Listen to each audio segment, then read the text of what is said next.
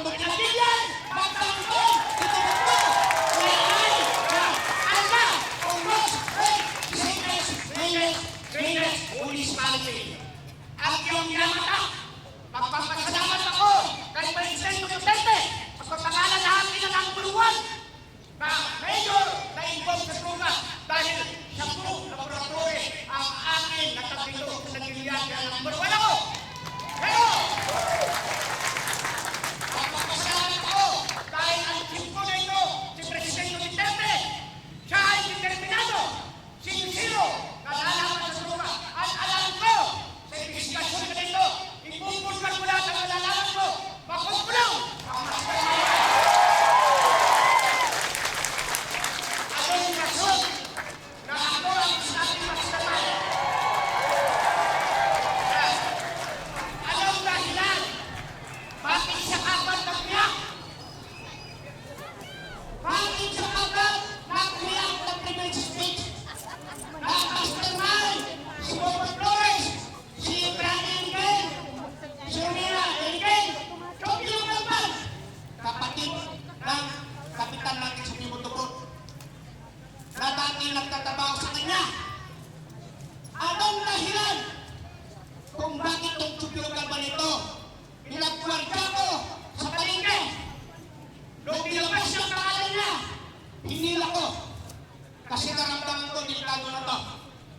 Yung pinalitan niya ng politikan, kamukha niya, nakikatsitaas na, kasi katawan niya, nagpapagdya siya ng gabi. Anong dahilan ang pinatay yung kapalit na gwardiya?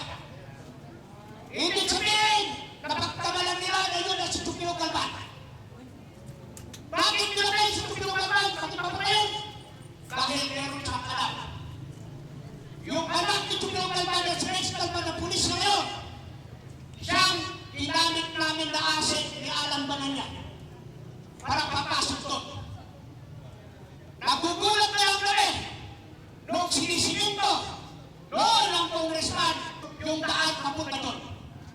Kasi magkagulan, hindi makarating sa sakit doon. Kung tignan mo ang statement ng affidavit ni Dante Palaganas, nung pumipili sila ng lupa, ang unang napili mga Tinso, ang sabi ni Carlos Boromio, hindi pwede yan dahil hindi makarating ang sasakyan. Bakit ang dami sasakyan na pupunta doon?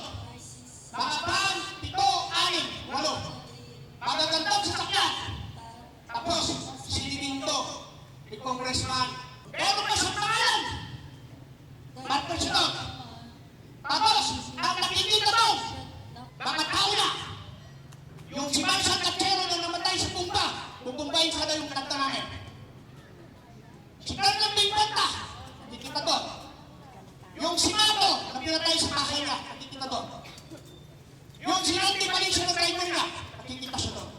At, congressman siya, ang langit ng bahay niya, tandaan ng nasasakyan yan, hindi na nalalaman yung nangyayari doon.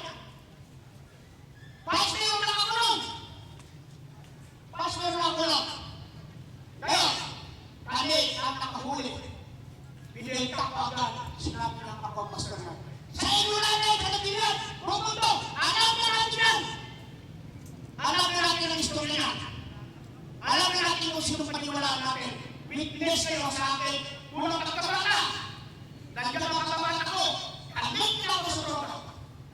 Sabi ng presidente, galit ako sa may kulay na buhok, galit ako sa may alilos, na may hikaw, galit ako sa may takot kasi kung kaya ang adik.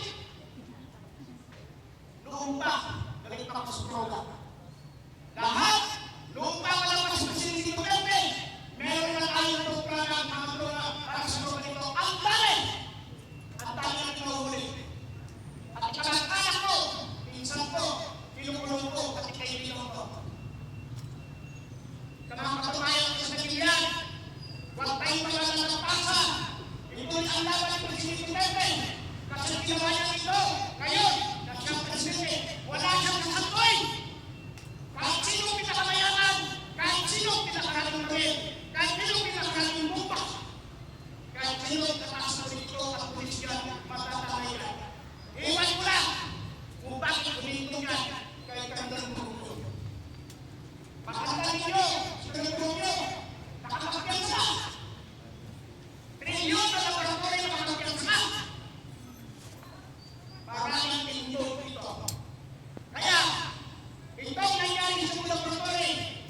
kontento ang Diyos.